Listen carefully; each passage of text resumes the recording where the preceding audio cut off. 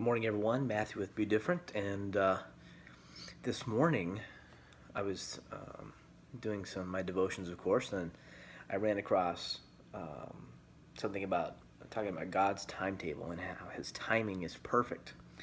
And you hear that a lot in church, and I've heard that growing up all my life. So that God's timing is perfect, and He's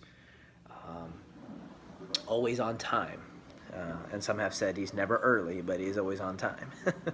So in 2 Peter 3, it talks about God's timetable and His coming back, and about decisions that He makes, and that it's in His perfect timing. So I want to kind of read you a little bit about that and how it relates to me and how I interpret it.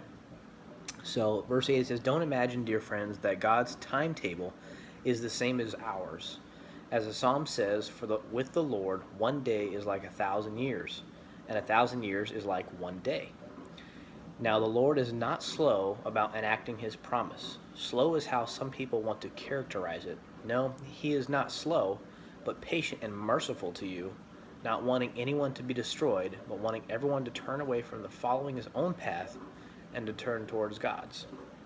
Now, obviously He's talking about when He comes back, He's waiting as long as He can for everybody to hear the word and have a chance to be set free and saved before He returns.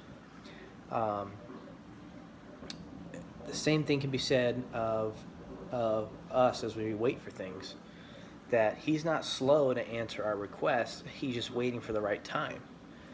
And I struggle with that probably more than anybody I know, in the fact that I'm wanting God to work on my timetable. I'm like, God, let's make this change. Let's do it. Let's move forward.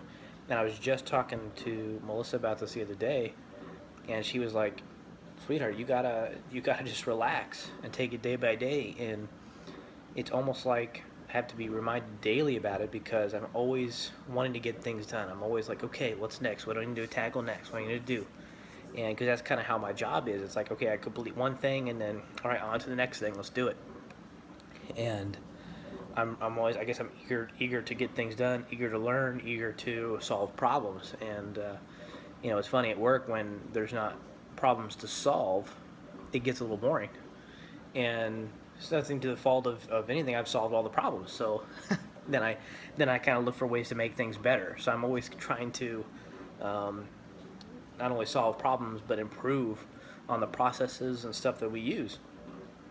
And yeah, that's great for work, it's great for customers, but in God's timetable, it doesn't work like that. He's like, hey, you need to slow down, listen for me, keep praying about the things that concern God, and that is saving people and sharing the love of God with other people, and being that example and that light for Him. And in God's timing, He will bring things to pass in your life, in my life. And it's all about just waiting. And waiting is the most difficult thing that I've ever experienced in my life. Yeah, trials come, and I know they go away eventually. Things will be figured out, and that's kind of how I take them. But I need to apply the same concept to my current life and where I'm at, and what I'm supposed to be doing. And I need to wait and be patient. So today I encourage you guys to be patient, wait on God's timing. It is perfect. Like I said, some have said it's never early, but He's never late. So be different today, guys. Love you guys. Have a great day.